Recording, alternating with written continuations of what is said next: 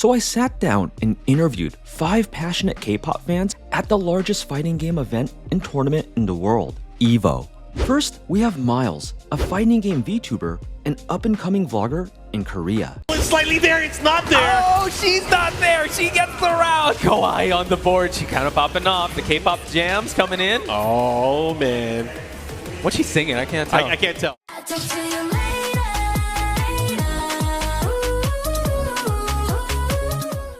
Next, we got Jasmine, a social media manager and content publisher in the gaming realm, who not only covers fighting game events as media or staff, but often competes in them as well.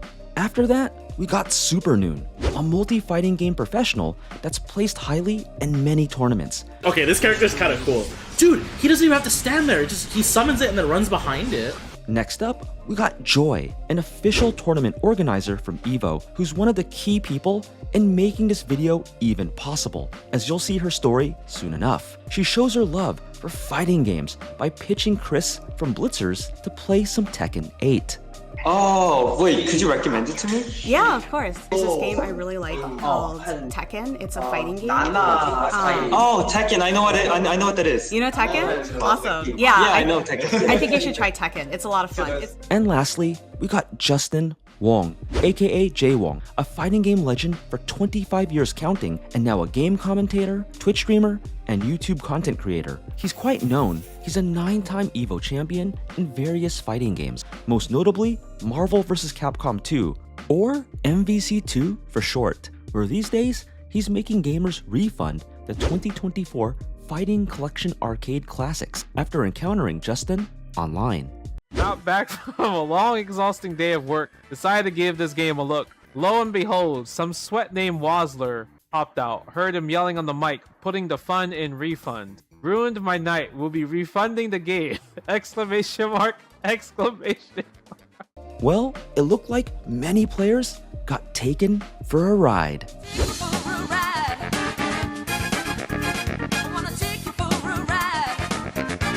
Now, if you're a gamer, you probably know about EVO, but if not, no worries, we got your back. As mentioned in the beginning, EVO is the largest fighting game convention and tournament in the world. It stands for Evolution, was founded back in 2002, and is the mecca of fighting games, housing tournaments in Street Fighter 6, Tekken 8, Guilty Gear Strive, and up until 2019, Smash Brothers. Their community is called the Fighting Game Community, or FGC for short, which you'll be hearing a lot during this video. The FGC are passionate about competing, bonding over fighting games, and making long-lasting friends well after EVO finishes. Now, with the EVO explanation out of the way, you might be asking yourself, why is Popsori at EVO? After all, Popsori is a K-pop channel and EVO is a fighting game convention. Good questions. The answer lies 2 months earlier, before EVO. Back in May, Popsori was invited to Fanime, an anime convention in San Jose,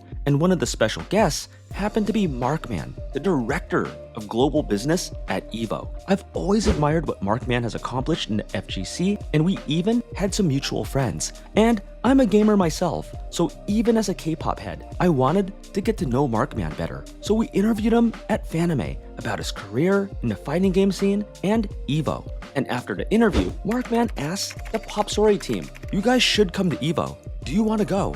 I'm honored by the invitation, but I gotta ask, what does EVO and the FGC have to do with K-pop? Markman laughed a bit, knowing something that I didn't, then calmly replied, "Oh man, Jason, you don't know. The FGC is all about K-pop." Then he hits me with the big stat. I would say that 80% of the FGC are into K-pop. Well then, Markman, challenge accepted. I wanted to see the FGC K-pop crossover for myself. 2 months later, Popsori would be heading to Las Vegas and EVO. During our time at EVO, we did meet a lot of K-pop fans, from people tipping their toes into K-pop, to casuals, to the more hardcore. Yeah, I like K-pop. Who do you listen to? I listen to, it's a little bit older now, but I like Sistar. Alone is the good one. Give It To Me, also one of their songs. Twice, Likey. K-pop was well liked there and did not get the surprise Pikachu face reactions I thought I would get when first coming here. In fact, When the 21 World Tour was announced and shook the K-pop world, people at EVO told me about it. To anyone? I just heard that they just came back together or something like that. I also learned that former Pixie member Yuche and Rolling Quartz member Jaeyoung teamed up to do the King of Fighters 15 EVO 2024 finals intro video called Let's Roll. As for Markman's big stat that 80% of the FGC are into K-pop, I must admit he's definitely right. We found out it had a staggering 88% liking the genre. So during EVO, we met Joy, one of the EVO staff who we found out is a huge K-pop fan. So we asked to interview her as both an FGC and K-pop fan.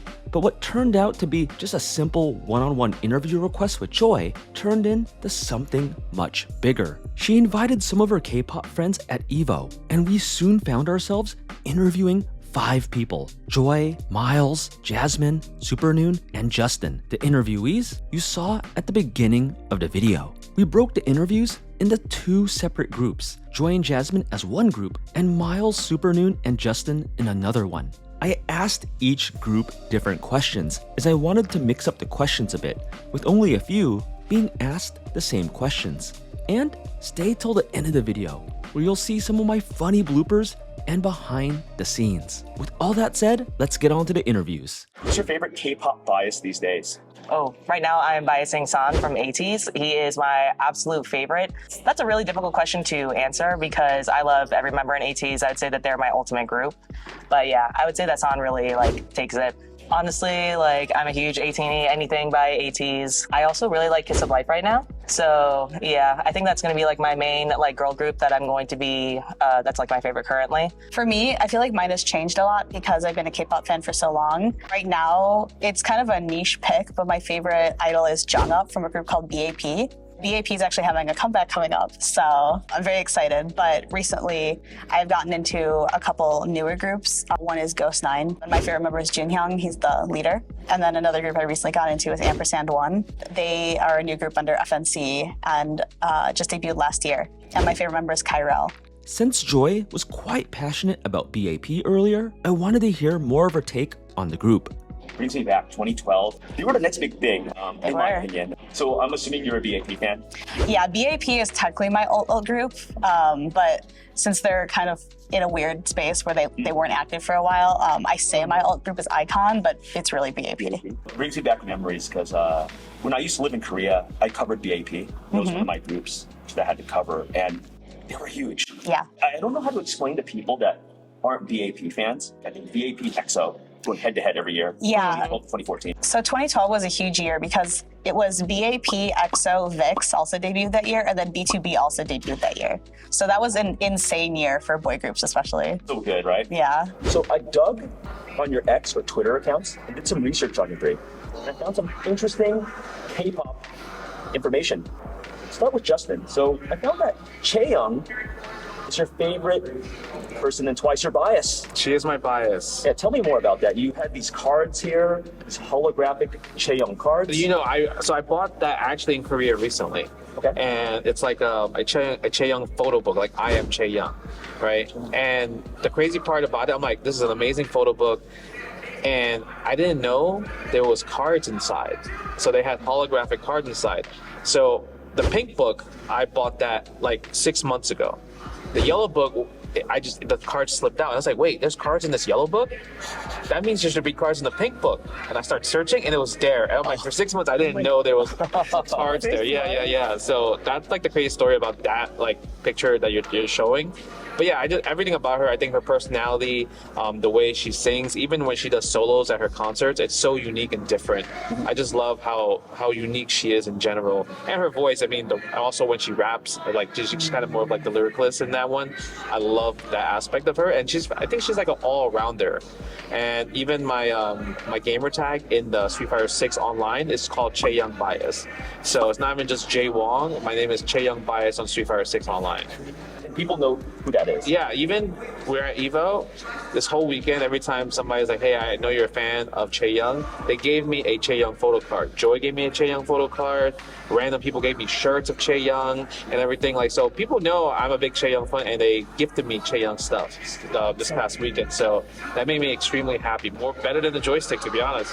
Supernoon. Yeah. Talk this thing about New Jeans here. 2 years ago today, anniversary. You keep up with New Jeans? Yeah, I'm a pretty big New Jeans fan. They kind of, it's like I've been listening like to K-pop on and off since like 2009. So like, I wasn't really into K-pop a few years ago. I was kind of, you know, not in it like phase. And then I had just come back from Korea, and my friend Keith was like, "Hey, you should listen to New Jeans. You'd probably really like them." And then I did, and I was like, "Wow, I'm like hooked." I was just listening for nonstop. So yeah, I'm a really big fan.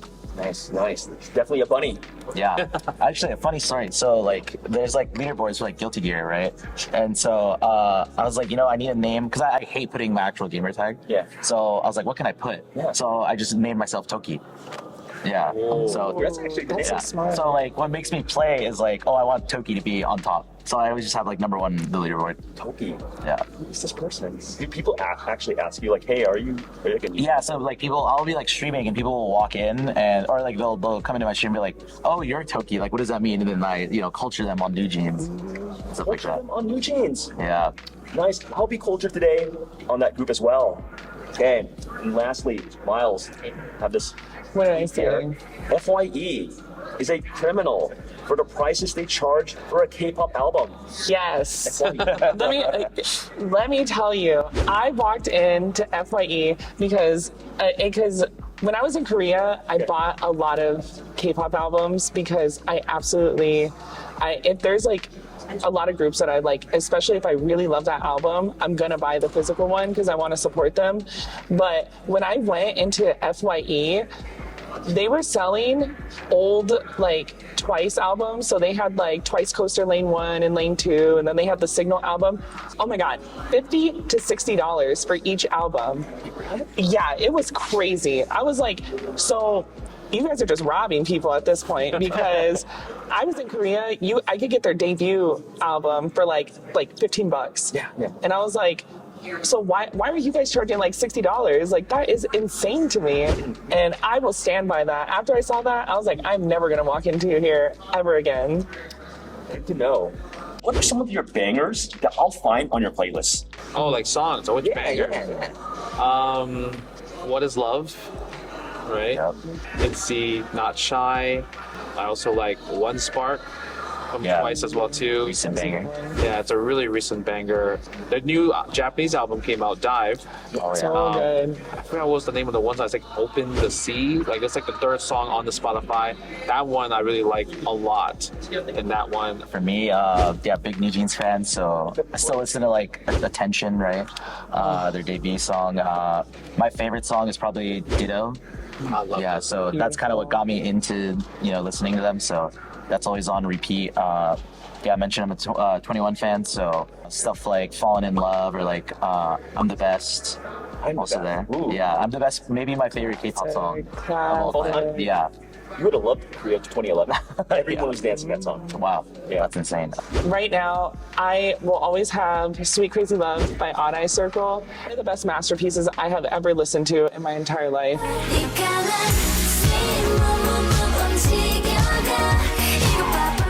It is just so beautifully done. It's wonderful. I don't know how they knock it out of the park every single time. Genie by Girls' Generation. I love when Tiffany tells the DJ to put it back on. DJ, put it back on. I would say Kill This Love from Blackpink. Shut It Down, also from her. The one that's been getting me recently because I hear it on Instagram so much is Magnetic.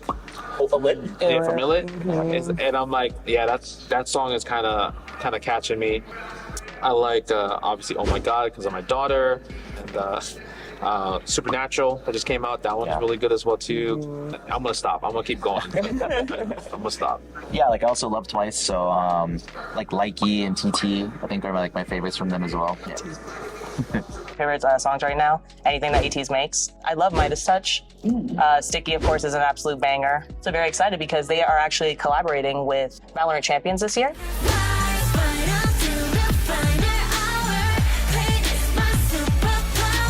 They're featuring on a song with Mark from GOT7.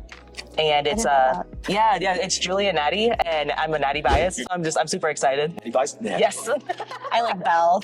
Belle's cool too. Yeah. I think MC&D is like the main group I'm listening to right now. So they just had a comeback last month with their song X10.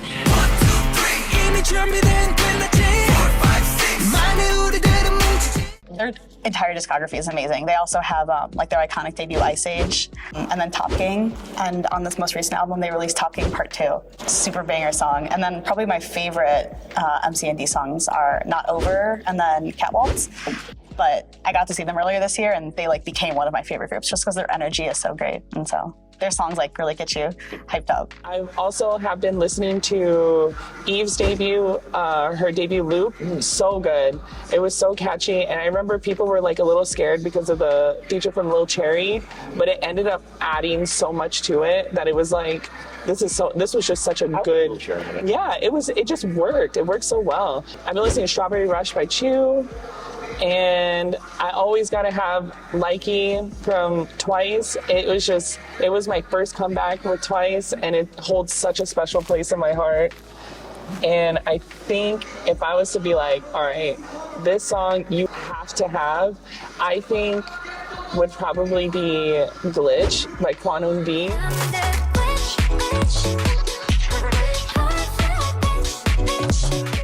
That song is like, I don't know what was happening in that recording studio, but they made magic. Like, it was beautiful. Yeah, I saw that on your X post too.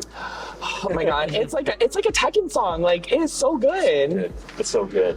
What are your two K-pop MCU origin stories? Like, how did you first get into K-pop? Oh, so I had a friend who lived like 2 doors down from me when I was like a child, and I remember one day listening to some K-pop songs, and I remember at first just being like, I was young, of course. I was like, oh, why would I listen to music I don't understand? Of course, like I was a little young and ignorant at the time. But then when I got into high school, I kind of had like a flashback moment where I heard that same music again. And I discovered it was one of my classmates listening to it. And it was Lucifer by Shiny. Yeah.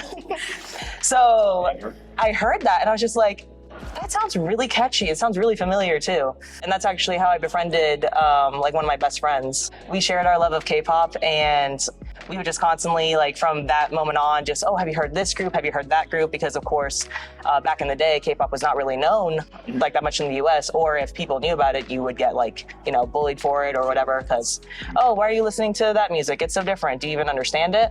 Yeah, that's basically my origin story. So it's really funny that you said Lucifer is the song that got you into K-pop, because that's the same song that got me into K-pop. But it was in 2014, I think. And I was a really big fan of the Fine Brothers, the people who did the React series. And so they did one of the first videos they did was YouTube's React to K-pop. And it was Fantastic Baby by Big Bang, I Got a Boy by Girls' Generation, and then Lucifer by Shiny. And I just kept going back to the part where they were playing Lucifer. And then I just kept listening to that song, and I was like, I don't know who the guy with the long hair in the Lucifer video is. It was Taemin. And so he was my first like alt bias. My first bias was Minho. I like only listened to Shiny, and then my friend found out that I was getting into K-pop because I only really listened to Shiny and Big Bang. And then this is back when Tumblr was a really big thing with K-pop too. Yes. And I saw she had reposted like pictures of BTS. Like this was early when they debuted. And I was like, oh, they're cute. And she's like, oh, do you know BTS? I was like, no. She's like, oh, let me come over and teach you. I was an OG BTS fan. But yeah, I got introduced to them when they released Boy in Love. Not Boy with Love, Boy in Love in 2014. Yeah. BTS fan for quite a long time. Yeah. Wow. I remember that was the same song that actually got me into them too, because my friend who like I mentioned had gotten into BTS when they first like debuted with No More Dream. Oh wow! And then debut. Yeah, and then they came out with We Are Bulletproof Part 2, and she kept trying to show me like, please listen to this group, they're so good. And I was like, we'll see. But then they came out with Just One Day. Yeah, Just One Day. I remember they came out with that, and I was just like, you know what? I think I will give this group a chance. And now look where they are now. Yeah. Really especially, I'm glad I got into them when I did, because their next release after Boy in Love, which was the album was called School Love Affair. It's one of my favorite albums of all time. It's called Dark and Wild. It's their first full album. And I had a copy of it. I unfortunately sold it since then, but I had a copy of it signed by all 7 members. It was like one of my prized possessions. Wow. That's still one of my favorite K-pop albums of all time. BTS has played an important part in both your guys' K-pop MC origin stories. So they played a part in my career too. So I used to work in Korea for a major newspaper called Yonhap News. So what ends up happening as the entertainment writer is we get to pick which groups they'll cover. So I thought I hit the jackpot when I covered EXO and Big Bang. I thought I was the man. I went to so many of their concerts. A coworker, a group called BTS, 2013. Fast forward to now, 2024. She knows them all. That's insane. She's like, she's not even a beat writer anymore. She's like up there.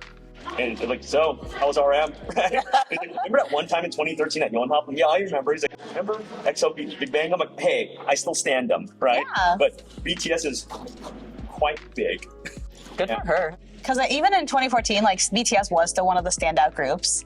I remember, speaking of EXO, the whole big thing with that time period was like EXO fans and BTS fans like did not get along. The fan wars were insane. One of the first huge fan wars in K-pop.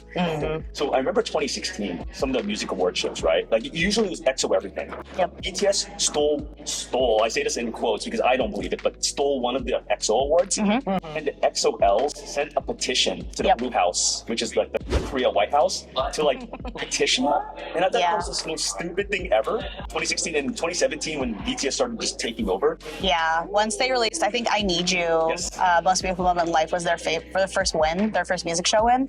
And like, even then they weren't as popular. Like, I think it was really like DNA that blew them up in the States, but like, it was crazy just seeing like their growth, like it was like almost a vertical line in terms of how fast it was going.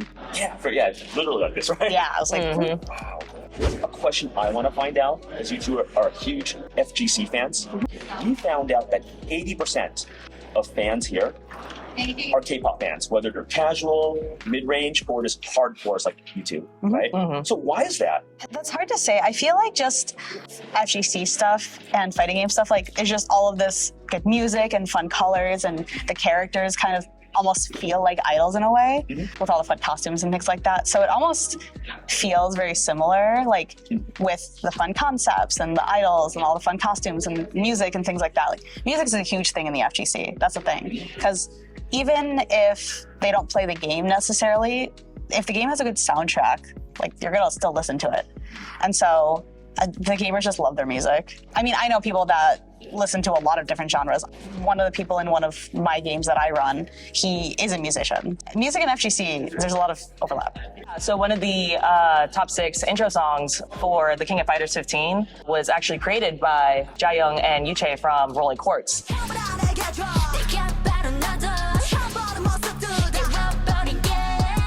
So I do think that there's a lot of crossover and a lot of potential there for people to get into both fighting games and also K-pop. I think we touched about it earlier. Like, I think the music really gets us excited, and it puts us in a good mood to like wanting to like play video games or go on our day.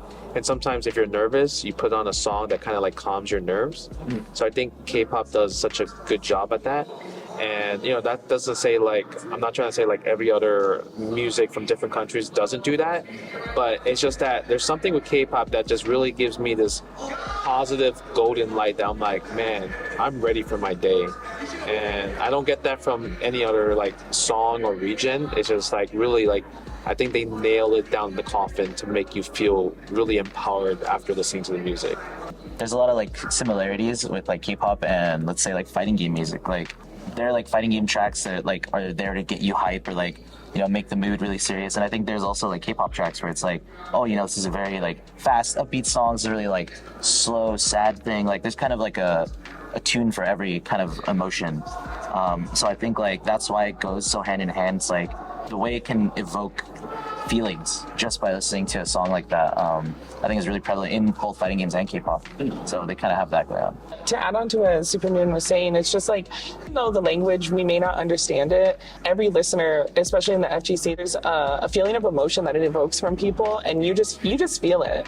I think K-pop now has become very easily digestible because there's a lot of consideration for a larger audience. I really do think it's good that the FGC has gotten into it because there's literally something for everybody. And I think that's like been the best thing because their gateway into it is like New Jeans or even like Illit or, you know, or their older fans and they came from, you know, second gen with Girls' Generation. I gotten so many people in the FGC into K-pop by showing them like, oh, have you heard Likey before? Like, oh, have you heard Fancy? Fancy was the best one. Fancy got so many people into Twice because of how good it was from a departure from their prior concepts into a newer, more mature concept. I think that's why the FGC likes it so much. It's growing more because people are starting to understand more about the music and about the culture as well. These are like slamming answers, actually. So the background of how we got invited to EVO. 2 months ago, we interviewed Markman at Fanime, which is a popular convention in California. And I said, I really like the career, what you've done. And I said, but I'm from the K-pop community, of K-pop scene. He said, really? So we do the interview, and after it, he goes, hey man, do you and your team want to go to EVO? I'm like, well, wait, what do you mean, right? I extended invites. Do you want to go cover EVO? And I say, but, you know, with all due respect, how does K-pop relate to FGC? He's like, you have no idea. He's like, this 80% stat is from him, from Markman. He's like, 4 out of 5 people like K-pop. I guarantee it at EVO. And we tested it, it's about like 88%. Which is even higher, right? Yeah. I'm sure you two know a lot of players, right, in the FGC. Yeah. What are some popular K-pop groups you mentioned? So there's a really well-known player and content creator. His name is Jae Wong, and he is very well-known from absolutely loving the group Twice. His favorite idol in the group Twice, Chaeyoung. I know he also likes New Jeans. I think a lot of fighting game players tend to listen to the more of the girl groups. Like, I know quite a few players that also really like LE SSERAFIM. But I do have friends that are also into some of the more popular boy groups like Stray Kids and ATEEZ. Mostly New Jeans, a lot of Twice, a lot of LE SSERAFIM, but I do know the ones that also like boy groups as well. I agree with that as well. In like the gaming industry, like in general, there's a lot of crossover between, of course, a lot of FGC players like to play a lot of other games, and there's those artists that have featured and made songs for other games, like LE SSERAFIM has made Perfect Night for Overwatch.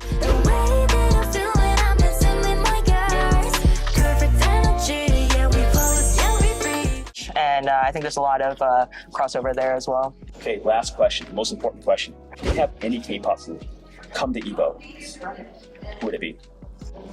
Please bring ATEEZ to EVO, please. They're my favorite group. I would be so happy. Honestly, also Stray Kids, I'd be very happy to see them as well, because I don't know if I'll ever get a chance to see them, because I've seen whenever they go on tour, like tickets are gone like that. So, man, I would love to see probably either group. ATEEZ, Stray Kids, you heard Jasmine. I think my choices are a little bit more niche. I think Icon would be really cool to have at EVO, just because their music is like, it really is upbeat, like fun, pumps you up kind of music. So I think Icon would have a lot of fun here. Or kind of like I mentioned earlier, MC&D. They go to a lot of really like niche events. They performed in like Africa and things like that. A lot of the members in MC&D are gamers, so I think they would also love an event like EVO. Oh, future EVOs. I think that would actually be the coolest thing, is bringing idols into the fighting game sphere, because I saw a variety show and one of the hosts, I think she was an idol, played Tekken 7 with me. And oh yeah, I saw that. Yeah. You know, I think Miles had the right one. Fancy goes crazy hard.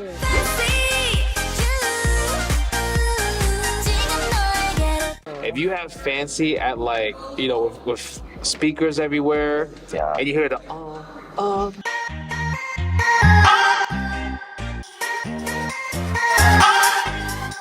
like in the beginning, oh my god, like that song. I bought a Quest 3 to play Beat Saber and download illegal mod songs to play Fancy on that, you know what I mean? And that song goes mad hard. I'm gonna be honest, that song goes crazy hard. So I would say Fancy would be the one I think that would really hype, especially if it's like a top 6 and you just play Fancy. That might be a banger right there. Yeah, I'm imagining it right now. Yeah. As soon as it starts, the intro, I know, it's everyone crazy. would go wild. Yeah, they would know what's coming. I would say Fancy for me. Even like just like the music video, it's so perfect. Like so perfect, man. Like when Chaeyoung's just walking down the aisle in the, That was in her the era. green, That the was her green, era. in the green dress. I'm like, God damn, let's go. Yeah, the pink hair, the pink bob, like, ooh, she really ate that era. Yeah, that she was her did. era. It's funny you guys bring up that song because I actually was playing for Top 8 EVO a couple years ago, and I made Top 8 listening to Fancy. Yeah, Fancy. So, yeah.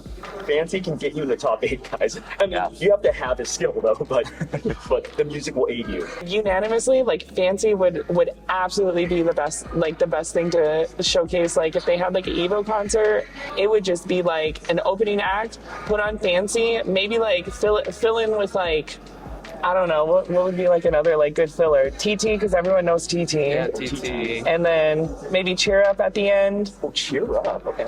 To kind of cheer everyone on. I think that would probably do pretty good. Maybe insert like one of their more newer stuff. Yeah, One Spark. Yeah, One Spark. One Spark's pretty hyped too.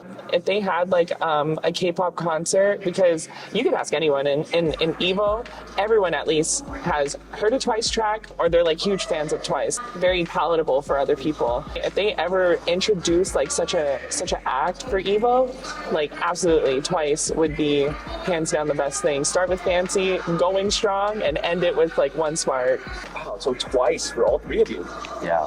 Twice. I've heard from Joy and Jasmine. They have their takes. They have some really good takes too. We argue about it. Like you argue. She doesn't like that. I like Twice like that. She get mad. She's like, oh, you gotta try these other ones. I'm like, nah, but.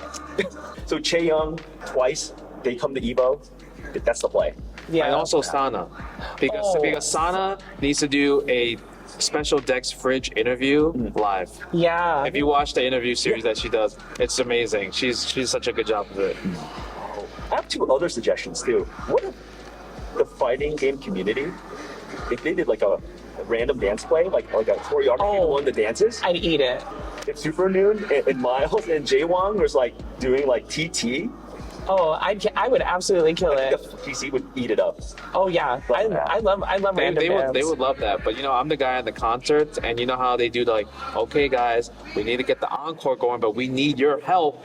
I'm trying to avoid like camera. Please do not pick me. Don't pick me. You know that if you were at the concert and they showed up, it'd be like Jaewon, Justin Wong, like you'd be there, like people would know you. People have seen me there because I tweet about it, like, oh, I'm here at this concert. Because I gone to like a few concerts and everything. Yeah, I'm just like waiting for them to come back here because the Twice concert during March, I was at Red Bull Kumite, a Street Fighter event, and I was pissed off about it. Trust me, I was upset. Yeah, because I had to choose one or the other. Oh, right. I was really upset about it. Well, hopefully we can bring something to EVO in the future. That would be crazy. That would be crazy. You three have different variety of tastes, but you guys all united under Twice at the end. Yeah, Twice is so great. After the interviews, Joy and I both commented on how each group had differing tastes in groups. And you might have noticed it as well. For the most part, Joy and Jasmine leaned heavily on the male groups, while Miles, Supernoon, and Justin were all about the ladies. But regardless of their bias, they're all about K-pop. EVO embraced us so much as K-pop content creators, as the FGC is so welcoming. They even got us even more interested in fighting games. It's just great to see K-pop grow alongside the FGC. Because one thing is certain, this crossover isn't going anywhere. It's only gonna grow. So what do they all have in common? They all like K-pop.